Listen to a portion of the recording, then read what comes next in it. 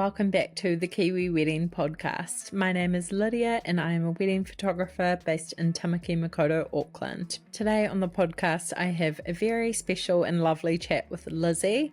Lizzie is a recent bride and also the founder of Love James, which is a collection of vintage bridal and occasion wear. You guys are going to love it. It's always a good one when we get to talk about someone who works in the industry and also recently got married and has both perspectives. A few things we chat through: how Lizzie and her husband met and went from flatmates to dating, a beautiful proposal day including opshopping, a few tears and beautiful beaches plus a sailboat, her Auckland City wedding, finding a hidden away church and labyrinth, which is like a courtyard. They had a beautiful outdoor summer's day setting, what the journey was like to finding her dress and all her other wedding outfits as a fashion and vintage girly herself, why they chose a food truck instead of a sit-down dinner, her surprisingly small budget, very impressive, and some really great advice. We also chat a bit more about Lizzie's background, where the idea for Love James came from and where she gets her inspiration. We chat through a bit of the process, what an appointment with her looks like, a few of the things that she has in her showroom, which is filled with beautiful gowns, veils, accessories, and designer pieces. We talk about why it's so special to incorporate vintage into your wedding day and why you should consider it. You can book an appointment with Lizzie at Love James and visit her showroom on K Road. I have been there myself and it is a beautiful space filled with so many treasures. Like she says, it's really an experience going to Love James. Every single one of her pieces is unique and not something that you're going to find everywhere. So many beautiful gowns, and even if you're just looking for that finishing touch, an accessory, some jewelry, maybe a really unique bag, I would definitely recommend checking her out. Jump on over to our Instagram at the Kiwi Wedding Podcast to see some photos from Lizzie's wedding day and also of the showroom. Can you believe we've done 50 episodes? I honestly can't. It's been nearly a year, which I'm excited to celebrate very soon, but thank you all for being here and enjoy episode 50 with Lizzie. Hi Lizzie, thank you so much for jumping on the podcast with me today. So excited to chat to you all about your wedding and your amazing business that you have. Yay, me too. Thank you. So good. So to get started, if you could just tell me a little bit about you and your husband, how you guys met and your life together. So my name is Lizzie. I just got married last year in March to my husband Chris. We actually met flatting. We were flatmates. I went to a flat interview. It was a very rundown little villa in Ponsonby, holes in the floor right through to the earth. You could see underneath. Very cheap rent though, and that was 6 years ago. So I met him there, and we kind of just vibed straight away. We kind of liked each other, and then within a couple of weeks we went on our first date, and then he ended up moving out so that we could kind of properly date without living together straight away. That was, I just moved to Auckland when we met, and now here we are. We live in Auckland, just in Point Chev. So good. So you dated for a while and then got engaged. Can you tell us a bit about your proposal story? Yes, so we dated for, maybe coming up 6 years, just 6 years once we'd got married, so about 5 and a bit years. We actually designed the ring together, so I knew we were going to get married. I knew he was going to propose. I just didn't know when. And basically, I had like a little bit of a mood board of what I wanted. We worked with a really cool jeweler in Parnell called Louis the Goldsmith, and he was like, he can kind of just make anything. So that was kind of the first process. And then the day before we got engaged, Chris was like, let's hang out tomorrow. And I thought that was a bit random because he was just very like open about the whole day.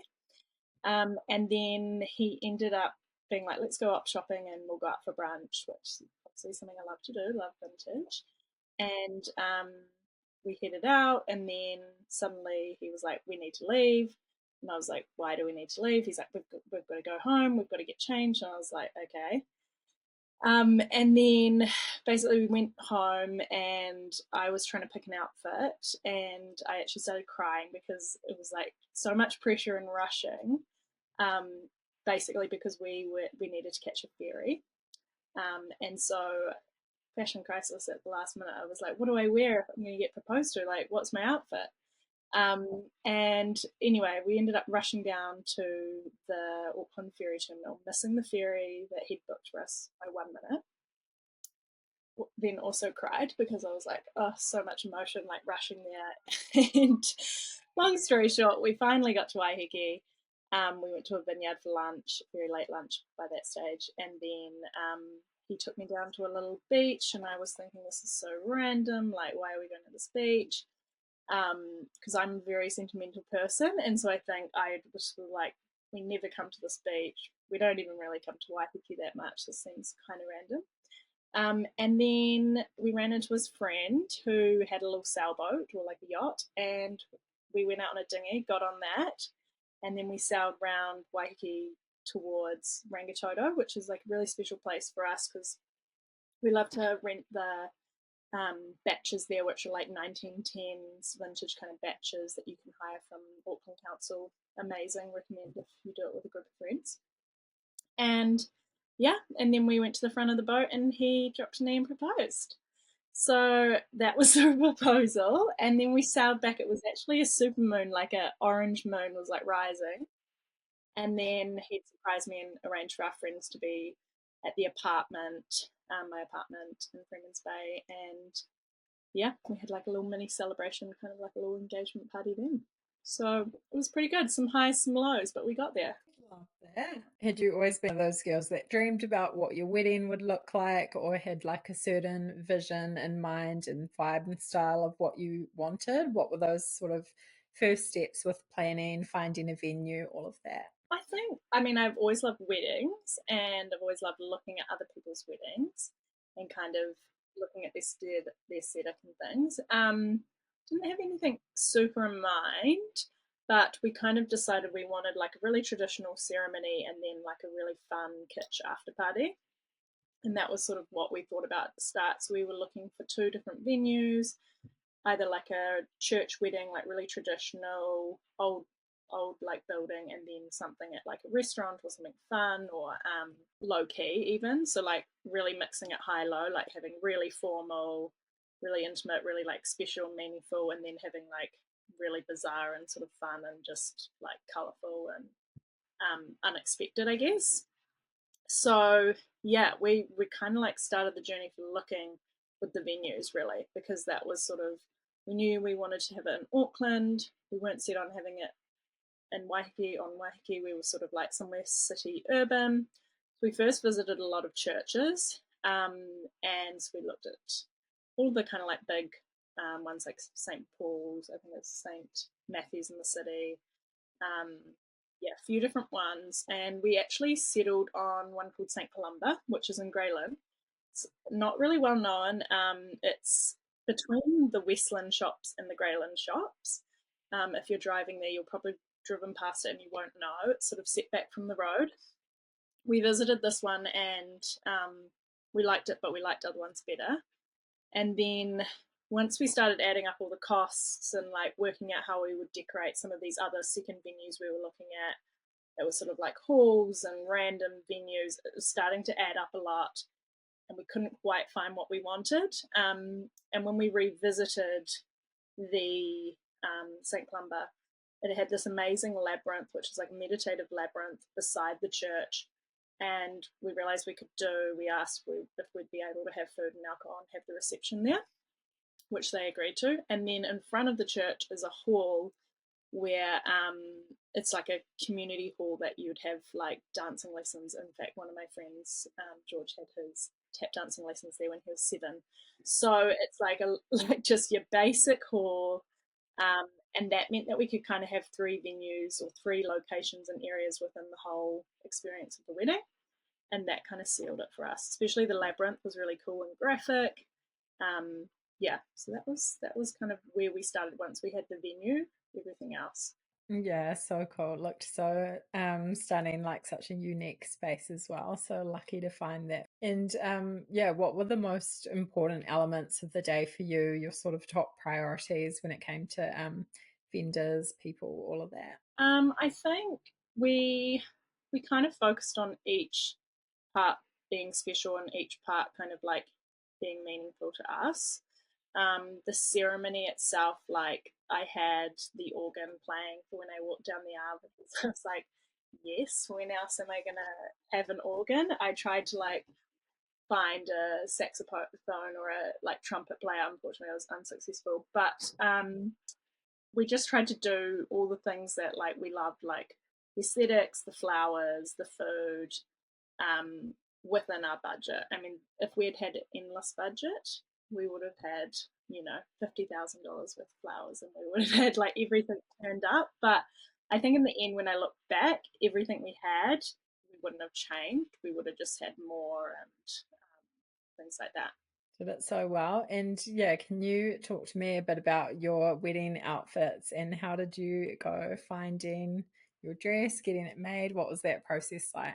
Yes, that was a real journey, I have to say. So I was obviously looking for something vintage. I was just like trawling through different vendors and looking online, looking locally, looking overseas.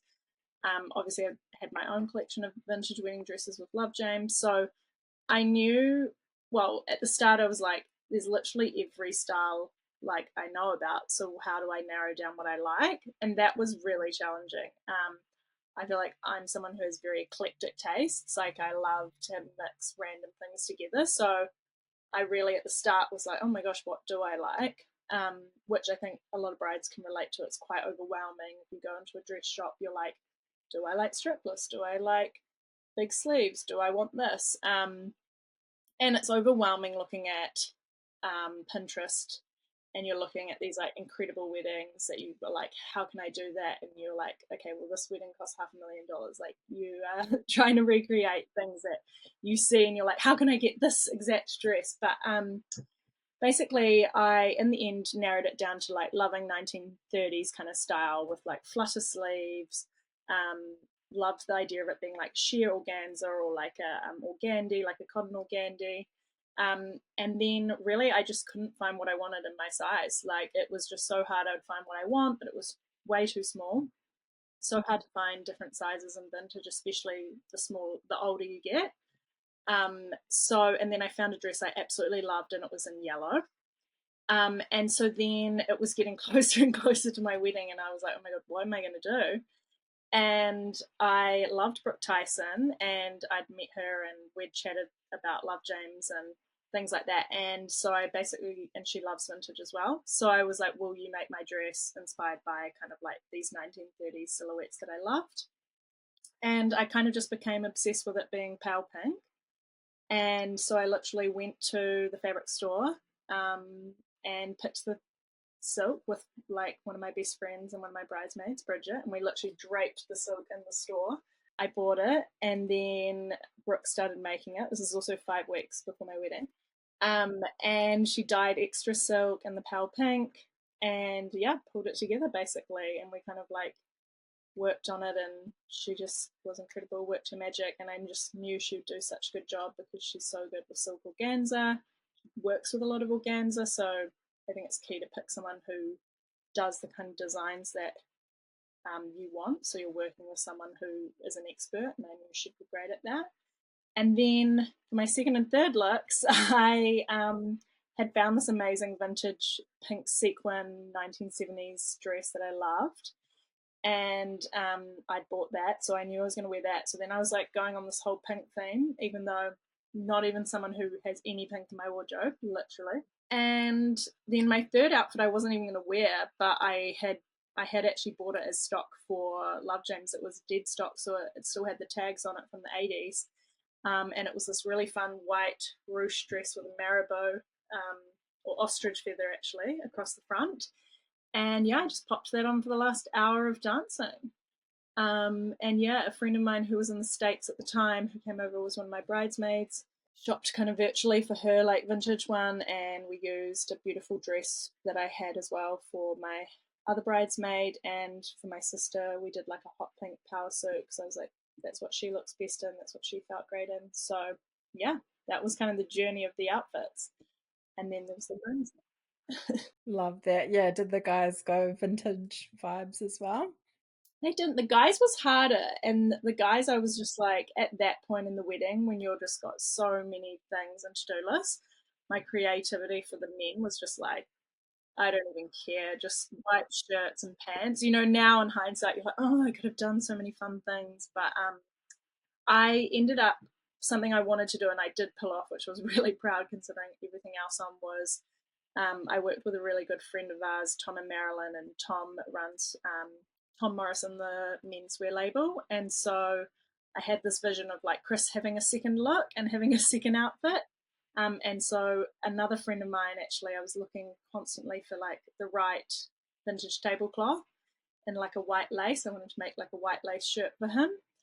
Found one, and then I cut it out in one of Tom's patterns, so it's like a little cocktail shirt, and I gave that to Chris on the morning of the wedding. Like I had it wrapped up, and it looked lovely, and so then he wore that when he was DJing our wedding. So good. I love that. So unique to yeah, have all those different outfits and beautifully curated by you. Yeah, so who was in your bridal party? Did you find that quite an easy process choosing them? Yeah, it was pretty easy, but it is a weird one. I think it's hard when you feel like you're going to have to ask people and rely on them.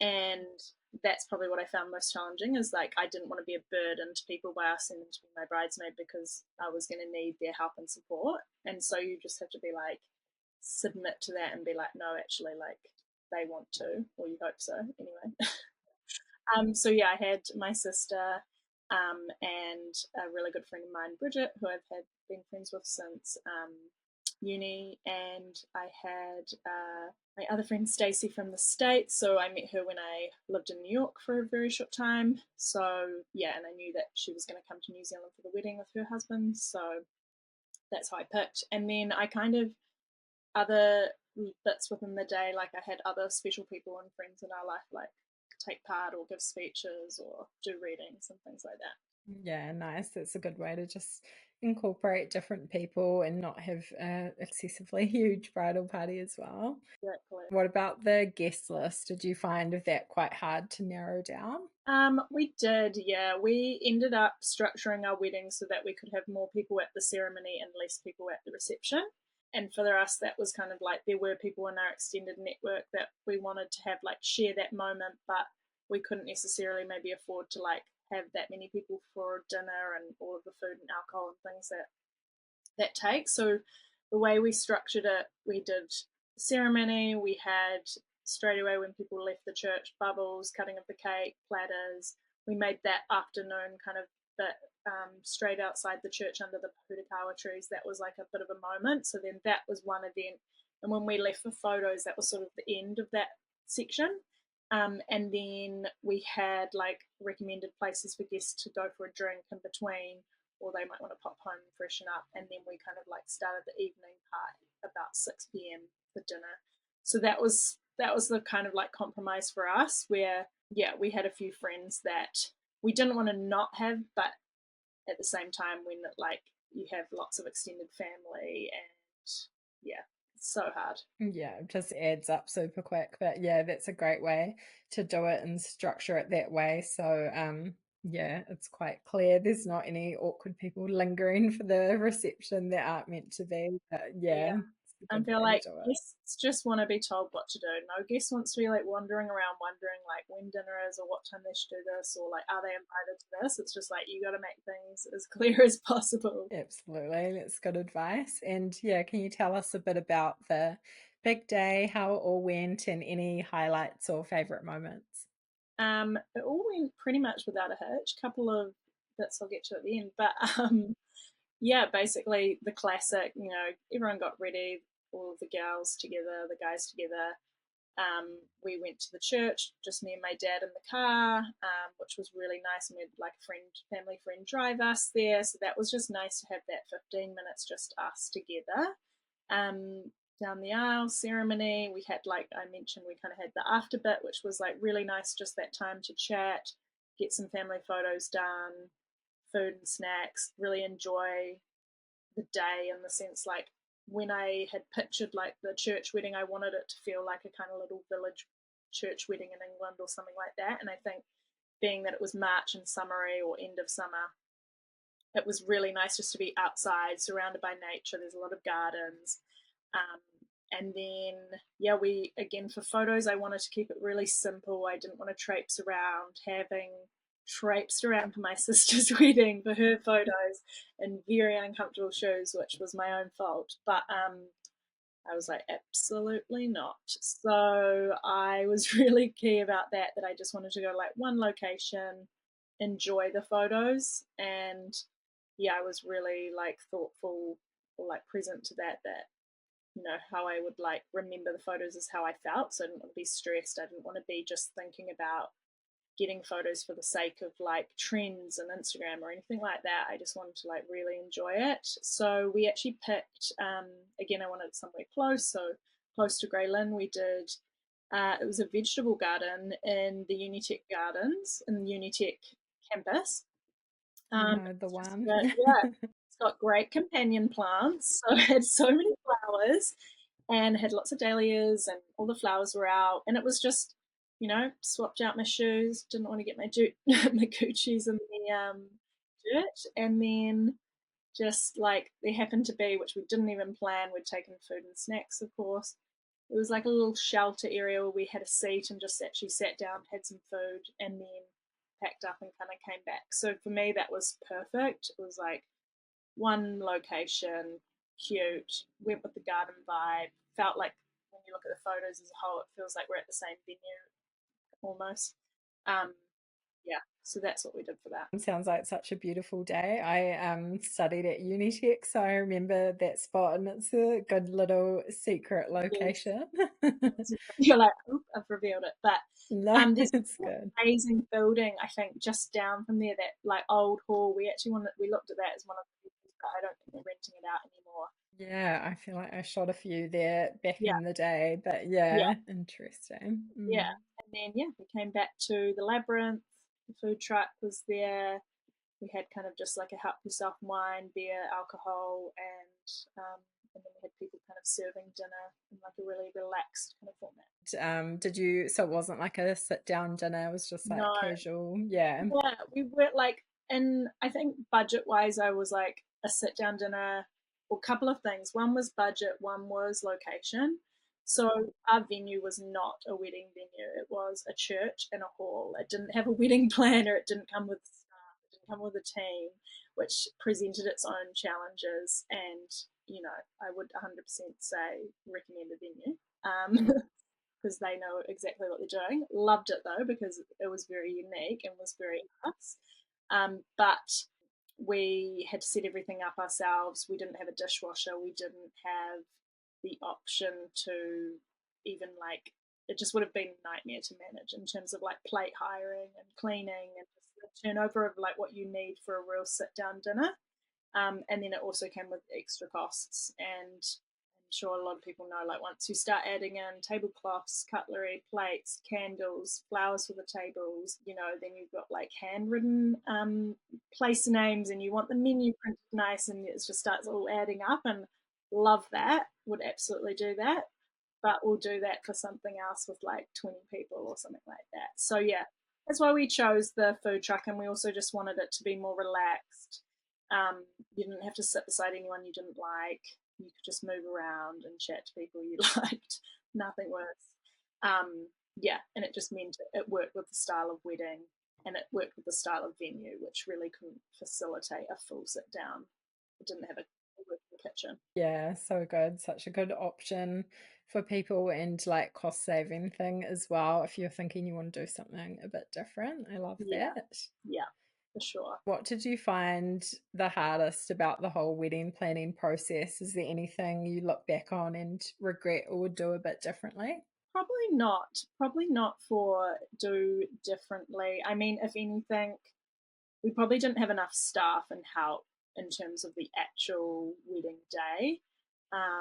We had a few people that we had hired to help, and they actually worked for like a really well-known wedding venue in Auckland. So we knew that they knew what they were doing, but we probably needed like five more.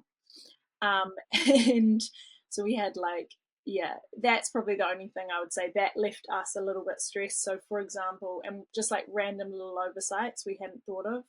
Just one thing, which was that in the labyrinth we'd set up barlinas and what do you call them, like German beer tables kind of style with chairs, and we hadn't thought like who's going to pack those up at night time and put them away.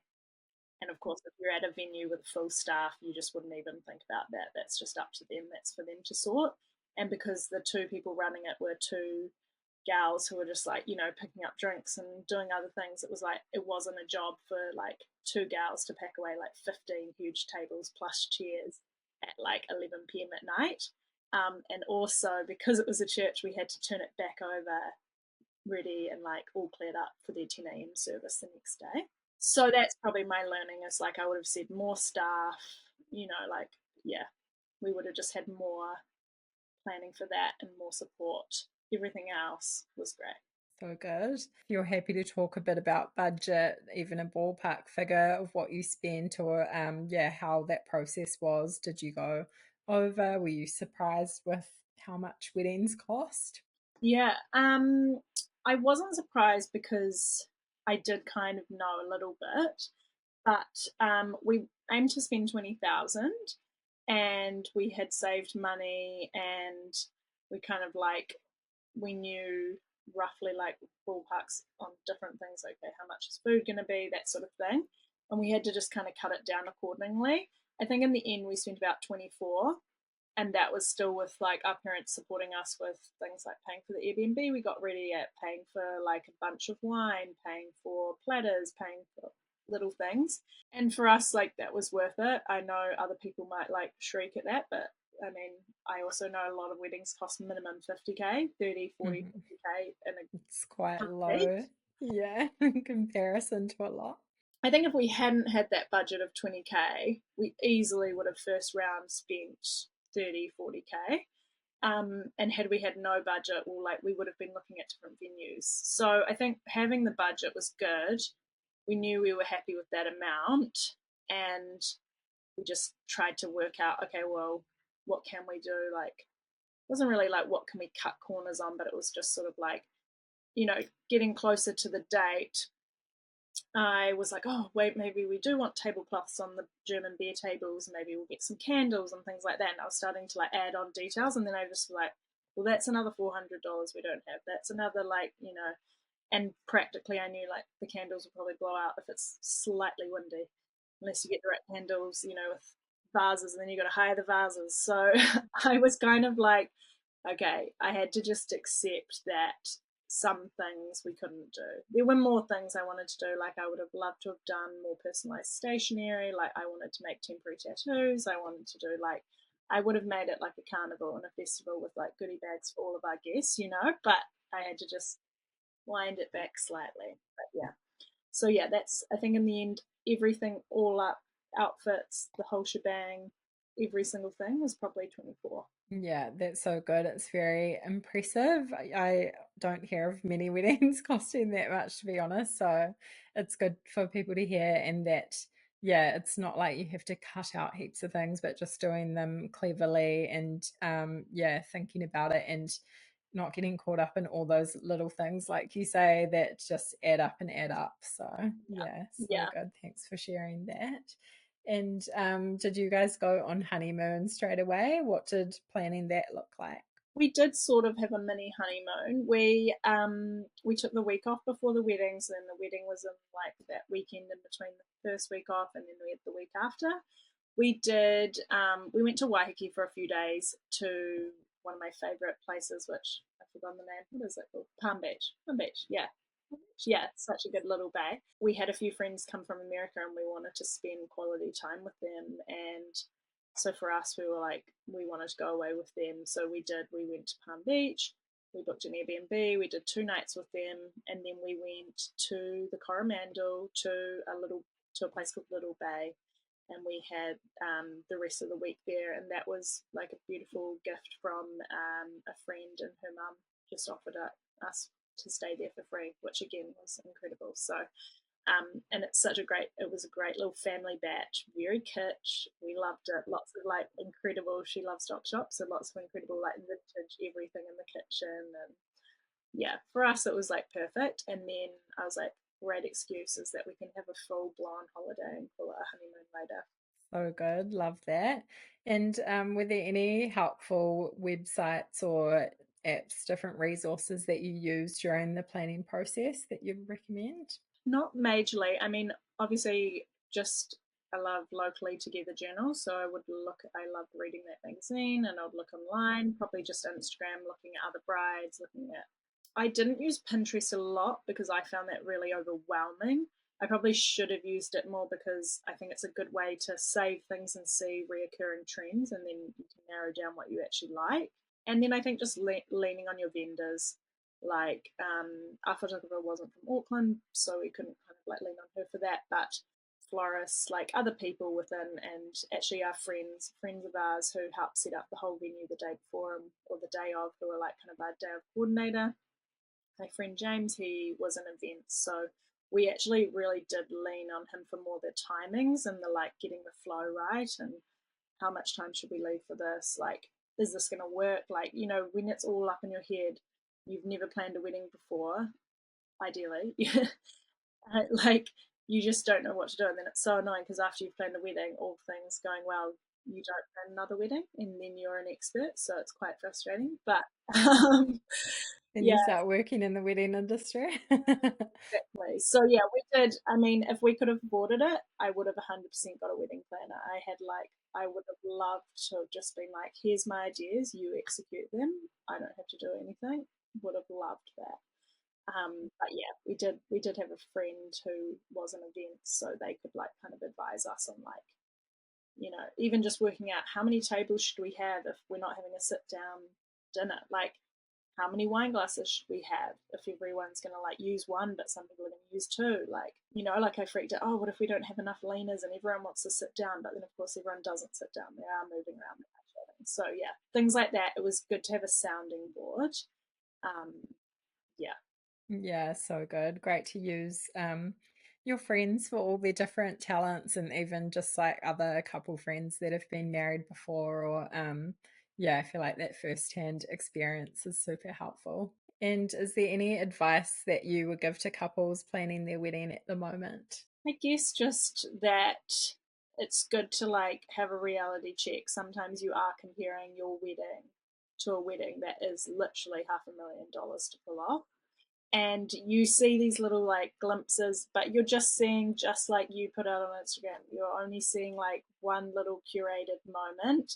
You have no idea like all the stress going on behind the scenes, the family dynamics, all these things that we don't put out. So yeah, it's like you're aspiring to something that's not real. So try as much as you can to like really do the things that bring you joy and creatively like how you want to express yourself. And like it doesn't matter if other people think that's boring or not cool or whatever. Just yeah, as much as possible, try not compare and really do what's special for you, because I think when people go to other people's weddings, like the things you love are the things that were like uniquely yours. Yeah, that's probably what people remember, and they remember the feeling. They remember like, yeah, just how you guys felt and what the like vibe of your wedding was, and like there's nothing like a stressed bride to really put the damper on the day. Yeah. Oh, so true. Yeah, that's such a good perspective and advice for people. And yeah, it's hard, like it's overwhelming seeing So everything in overwhelming. social media and the yeah pressure and stress that yeah planning a wedding can bring. But that's yeah so important. Just like focusing on what you guys like, what matters most, and what represents you. And what is married life like now? Do you feel like you got any of the post-wedding blues? I don't think I did. I didn't feel sad the wedding was over. I probably felt, only thing I probably as myself would is that I would think about, oh, what if I'd done this differently? What if I'd done this differently? And I think that's probably just my personality type. I wasn't sad it was over. I was just like, oh, I wanted three more outfits and I wanted to do this idea and like, did I pick the right thing for that? You know, like, oh, I should have like, you know, gone crazy on this idea and like been more directional or like been a little bit more fearless on some things. But I just have to accept it's done now. That's probably me. Like, if anything, it's just the like, oh, what if I could have done this idea? But I just tell myself, you know what? I can do that for a 5-year, 10-year anniversary party. I can do that for my own birthday party. Like I just try and like tell myself I can do ideas later and do stuff then. Yeah, it's just the creative brain, eh? Always firing lots of ideas and yeah, just hindsight, everything you could have done. But yeah, it turned out beautiful. So it's a great advice. Just yeah, accept it, back your decisions, and yeah, you can always plan some beautiful dinner parties and birthdays and things. So yeah, Yeah. I love that. Amazing. Is there anything else you want to add? About your own wedding, or we'll go into chatting a bit about Love James as well. Yeah, I don't know. I guess for brides, there's so much pressure that like this is the best you're going to look, or you need to look the best you've ever looked in your entire life, and it's just so much pressure to put on yourself.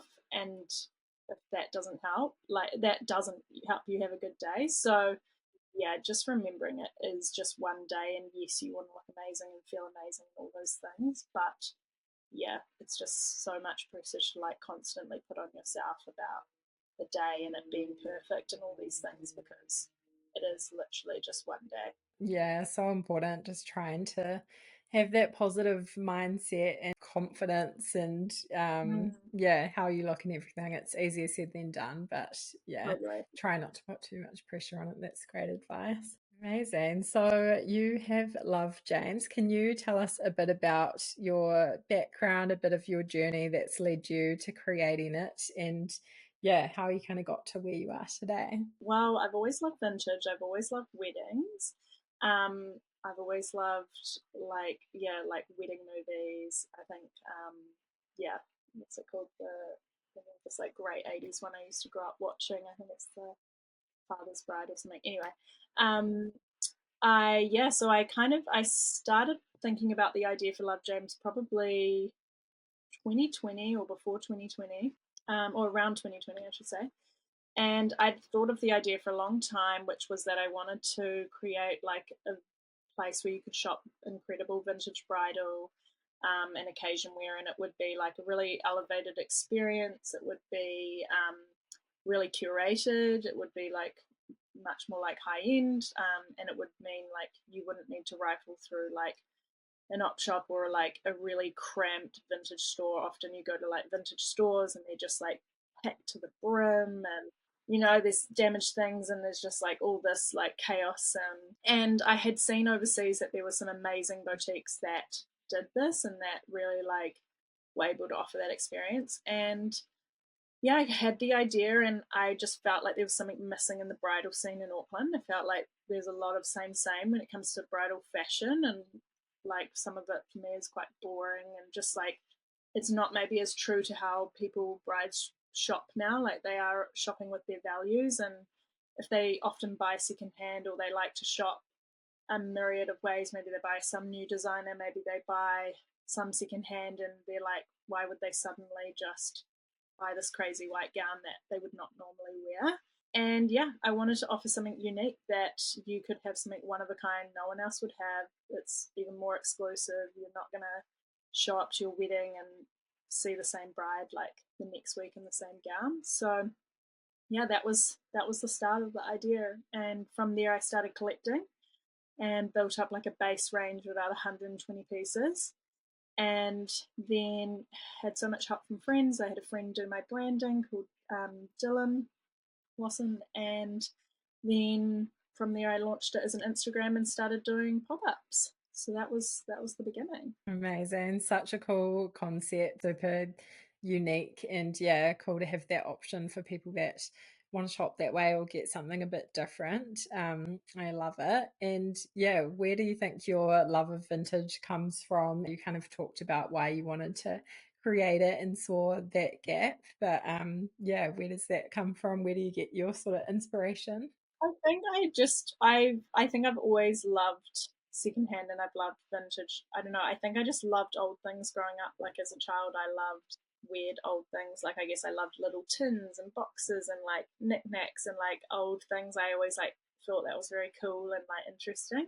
And then yeah, just honed my skills through hours and hours of looking. And I did a bachelor of fashion design and business, so I had like an understanding of design, I understand construction, I understand fabric, so I'm able to kind of like know the difference between a silk and a polyester and like something that's corseted, something that's had like a lot of time put into it, something that's cheaply made, and I guess understanding that and like looking at trends and understanding like what brides actually want to wear, how they want to feel, like how clothes make us feel, and trying to channel that when I'm sourcing basically is like really thinking about yeah the different brides and yeah just because I love vintage, I it's easy. So good. You've definitely just got a natural gift for it and a good eye, you can tell. How does it work if someone wants to like view your collection, and do you sort of rent pieces or they can buy things? Yeah, can you talk us through the kind of Yeah. process a bit? So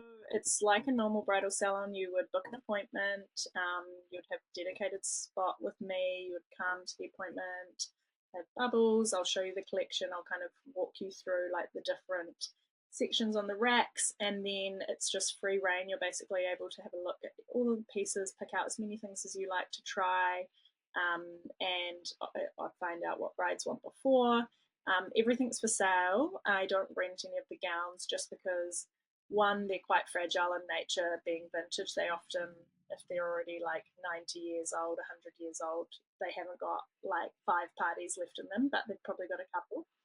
And yeah, just depending on the shape, even if it's a more modern piece and maybe it is a more robust fabric, everything kind of needs tailoring, especially with bridal, because of course, like this is such an amazing event and once in a lifetime thing that you want it fitted perfectly. Like you're not just like, oh, that's a little bit loose there. You want it really like tailored. So um, that's another reason I don't rent is because everyone has different a body, different proportions, and they need it tailored to them. And it just offers like something a little bit more exclusive as well that no one else has it. And yeah, and then I do rent a couple of veils actually. So I've got a few vintage veils that have been really popular, and I haven't wanted to sell because of course the nature of them, like once they're gone, they're gone. Yeah, I do that, and yeah, So good. So do you do the tailoring for people as well, or you kind of I point don't. them where to go? I like, here you go. Here's someone who's very good at this. Yeah, no, bridal tailoring is definitely specialty, and with vintage, a lot of the pieces have beading. They won't be constructed in a similar way. So yeah, I work with a couple of different people. Really good one, Fritz and Sarah, which are there in Parnell, and they just do so many dresses, and they understand construction of corsets and different garments. So um, yeah, I trust them, and yeah, with a few other different alterations for different things, depending on like how major the alteration is. Yeah, so good. Fritz and Sarah are amazing. We've had Sarah on the podcast before actually, so go and listen to that one if you haven't already. And do you have quite a range of like sizing in the pieces you have? Is that quite tricky to find? Yeah, I know you kind of mentioned there's a lot more smaller sizing, I guess, but yeah, Yeah, what does that look like? it is harder to find like more modern day bigger sizes, which are really like not even big. They're just like modern day sizes. That's just harder to find for sure. The majority of the collection does sit between probably a size 6 and a size 10 to 12. And then up from like 12, 14, 16, it's really hard to find bigger sizes basically. So I'm always looking, and often I'll find pieces that are a bit more flexible. Like the more modern they become, the easier it is to find flexibility. So, for example, like anything bias cut is way more flexible, of course, so that can just like hug the hips and fit, anything from like a 6 to a 14, the same dress. Yeah, so that's definitely a challenge, something that I'm always looking for different sizes. Um, yeah. And yeah, do you recommend that couples look into getting vintage pieces for their day? I think that not everyone would have considered this, or they just think about the traditional going to the shop, trying things on, or yeah, even for their like decor and stuff as well. But yeah, why do you think it's so special to incorporate? Well, absolutely. Come see me. It's fun. First of all, I mean, the kind of like Love James, it's an experience as well. It's about like discovering things. It's like going into like a big dress up room and like everything is just like so wonderful and over the top, which I love. And I think it just gives your wedding like something more unique and personality. Like, and it's I think with vintage, it's like if you find something you love and it's right for the moment, or it's the right size, or it's like what you were looking for, it's kind of like this magic kismet moment where you're like, ah, it was meant to be. Like we were meant to be together. So yeah, I mean, I definitely think like even something I wanted to do, which I didn't feel like other bridal places were doing, is I wanted to kind of offer outfits for like the day after and the day before, like if you're having a welcome drinks, and I focus a lot on second look. So party dresses, like really fun sequin pieces. So you know what, you might have found like the gown of your dreams, which I love, from someone else, and it's full and it's like it's got a train, but then you get to the dance floor and you love to dance and you just want like a really fun, unique sequin mini, and like got a lot of sequins. So I'm like, I love to offer like something different for the party mini that no one else will have. Yeah, and you can't beat vintage. It's just like the design, the time, like the fabric quality. Some of the fabrics, like modern day, you wouldn't be able to get for that same price. Like even just vintage sequins are so much better quality. Beading, the amount of beading work, the like hand work, that yeah, you nowadays you'd be looking at like $2,000-3,000 for that kind of beading work. So yeah, I think it's just it gives you the opportunity to shop for something special and yeah, add to your wardrobe. And like after your wedding, I was only sad I didn't have more outfits. Love that. It's so special. Just yeah, having something so unique, be different to like any other brides. And yeah, I know every piece would kind of be different, but is there sort of an average cost of what like a dress or accessory is from Love James? And yeah, what kind of ballpark figure even should people expect? Yes. So it is a huge range based on the fact that if it's different age, like depending on the age and the condition. So that kind of plays a big factor. And then obviously the fabrics, if it's silk, it's perfect condition, it's beaded and it's rare, or if it's a designer, then it kind of has a different price point. But for accessories around, like I have a lot of jewelry, really fun kind of like glitzy pieces. They range from everything from kind of like 150 to 350. That includes crowns, bags, lots of beaded bags, little 60s hand beaded bags, a couple of 80s pearl ones, different things. And then gowns range from kind of party dresses are 350 to kind of 850, and then gowns are kind of 1,200 up to kind of like 2,500. So still really in the affordable range for bridal, especially for what you're getting. And then I have a couple of designer pieces which I'm going to be releasing, which are a little bit higher than that, and they're just really special collector's items with like amazing provenance and designer. But yeah, the kind of core offering is between kind of 1,200, 2,500. Yeah, that's amazing. Cool for people as well. If you've maybe already got your dress or wanted something new or made for you, then think about having like some special jewelry or a bag. Like I love seeing those different little touches for brides. And yeah, that's definitely something they can look into. Yeah, and even like it can be an heirloom piece as well. Like sometimes brides aren't attached to their gowns, they are going to sell them on. Something I do offer as well is I do reconsign dresses as well. So sometimes they'll buy like something, and if they want to like pass it on again like a year's time or something, I'll reconsign it for them. Things like bags and jewelry, it's like if you don't want to keep your gown, you might keep your bag and pass it on, or you might keep your jewelry and rewear it. And it's so cool that I have brides come all the time who are like, oh, and I could rewear this. And I'm like, yeah, girl.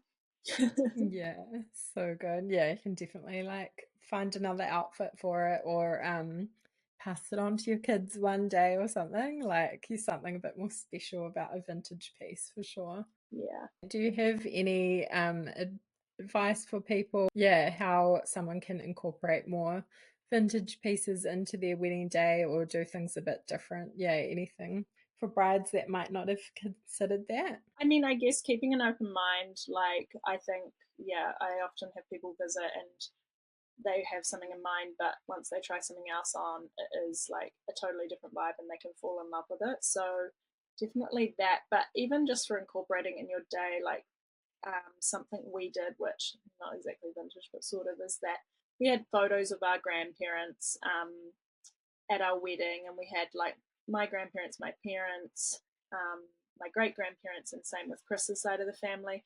And it was really nice to have that heritage. I wore my great grandmother's crown. Again, like it was just something like really nice and special to incorporate something from my own family's heritage. She was vintage. It was beautiful flower, like wax crown.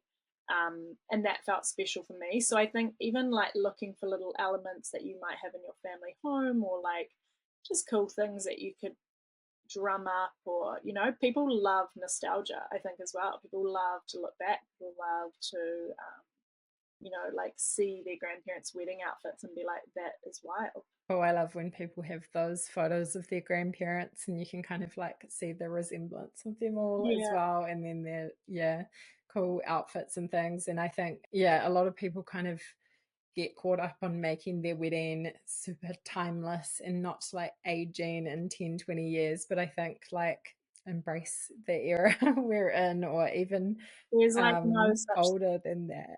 Yeah, I don't think there can be a thing. timeless I wedding. know.